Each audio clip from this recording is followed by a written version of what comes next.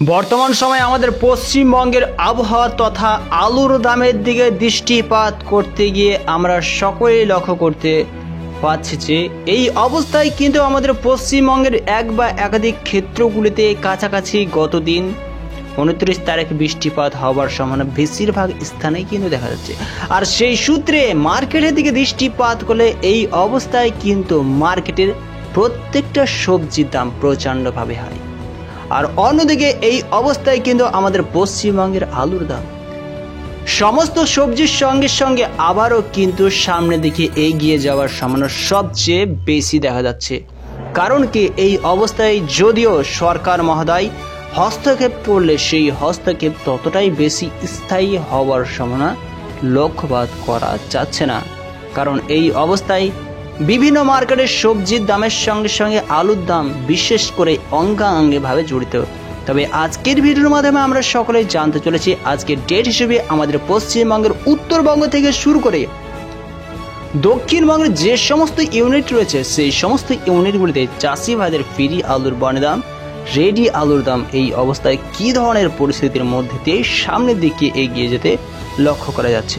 বিস্তারিত আলোচনা ওয়েদার সম্পর্ক ভিত্তি করে আপনাদের সামনে তুলে ধরা হয়েছে। আজকের ডেট হিসেবে চাষি ভাইদের আলুর বন্ডের দামের দিকে দৃষ্টিপাত করলে লক্ষ্য করা যাচ্ছে বেলিয়াতোড় ইউনিট 50 কেজি জ্যোতি আলুর বন্ডের দাম আবারও কিন্তু 20 টাকা বন্ডের দাম ছেড়ে উঠেছে, যেখানে আলুর বন্ডের দাম 950 থেকে 960 টাকা শোনা আছে। বৈকান্তপুর ইউনিট 50 কেজি জ্যোতি আলুর বন্ডের দাম আবারও 25 টাকা বেড়ে উঠে 950 টাকা শোনা যাচ্ছে। বধনগঞ্জ ইউনিটে 50 কেজি জ্যোতি আলুর বন্ডের দাম আজকে ডেট হিসেবে 950 টাকা চলছে। আটপাড়া ইউনিটে 50 কেজি জ্যোতি আলুর দাম চাহিদার বিষয়বস্তুকে লক্ষ্য করে 1000 টাকা শোনা আছে।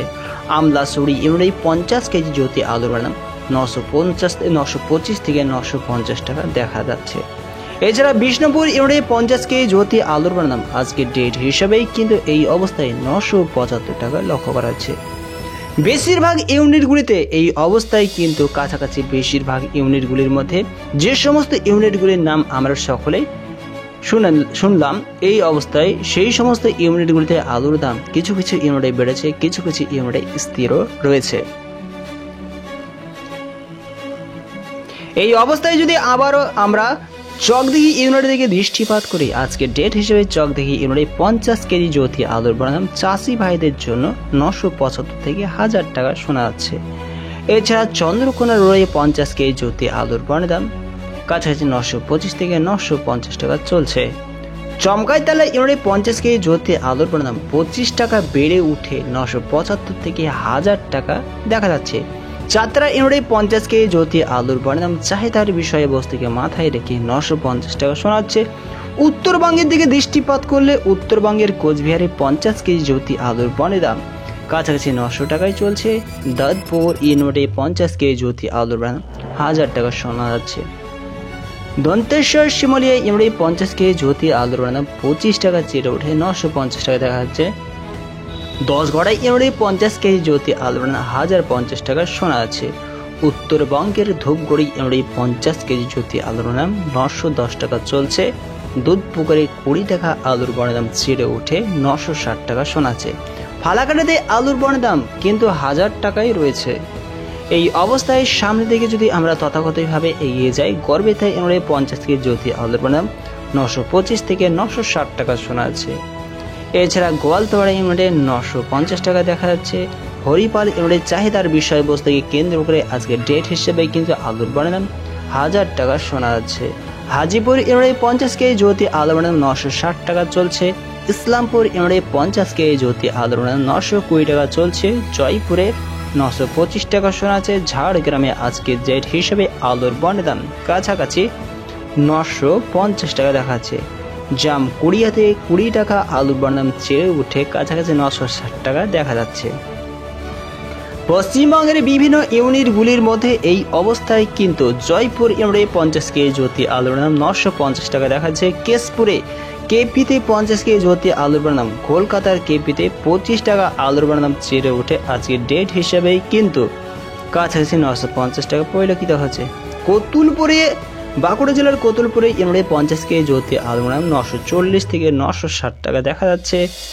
কেশপুরে 950 টাকা, কাষ্টগড়ায় 950 টাকা, কায়লাঘাটে 50 কেজি জ্যোতি আলুর দাম 975 থেকে 1000 টাকা চলছে। কানা নদীতে 50 কেজি জ্যোতি আলুর দাম 1050 টাকা দেখা যাচ্ছে। এক কথায় বলা যায় আজকের ডেট হিসেবেই কিন্তু বেশিরভাগ ইউনিটগুলিতে এই অবস্থায় যে সমস্ত ইউনিটগুলির কথা আমরা শুনলাম সেগুলিতে আলুর বান স্থির রয়েছে, বাদ বাকি ইউনিটগুলিতে আলুর দাম চেড়ে উঠেছে। সামান্য কিছু ইউনিটে আলুর বানের দাম একটু কমেছে। রায়পুর ইউনিটে 50 কেজি জ্যোতি আলুর 950 টাকা শোনা যাচ্ছে। এছাড়া আলুর বানের দাম আজকের ডেট হিসাবে রামদিহারের 950 টাকা দেখা যাচ্ছে। রসুলপুর বর্ধমানের রসুলপুরে 50 কেজি জ্যোতি আলুর বানের দাম কাছাকাছি 20 টাকা চেড়ে ওঠে 960 টাকা চলছে।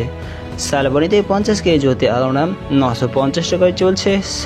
সাহসপুর ইউনিটে 50 কেজি জ্যোতি আলুর দাম 950 টাকা দেখা যাচ্ছে। রসুলপুরে 20 টাকা চেড়ে ওঠে 960 টাকা চলছে। এছাড়া উদয়নারায়ণপুর ইউনিটে 50 কেজি জ্যোতি আলুর দাম 990 থেকে 1000 টাকা শোনাচ্ছে। সুরেকানাতে 1000 টাকা শোনাচ্ছে। সমুদ্রগড়ে 20 টাকা চেড়ে ওঠে 970 টাকা দেখা যাচ্ছে। এছাড়া সিমলাপালেও আলুর বন্ডের দাম কাছাকাছি 950 টাকা চলছে। সর্বশেষ ম্যাচ হিসেবে আলুর বন্ডের দামের দিকে দৃষ্টিপাত করলে একটা বিষয় বস্তু স্পষ্ট হয়ে আছে, সরকার মহোদয়ের হস্তক্ষেপের পরেও কিন্তু আলুর দাম এই অবস্থায় বন্ড হিসেবে ততটাই কমতে দেখা যাচ্ছে না যেভাবে অন্য সময় আলুর দাম চাহিদাকে মাথায় রেখে কমতে দেখা যায়।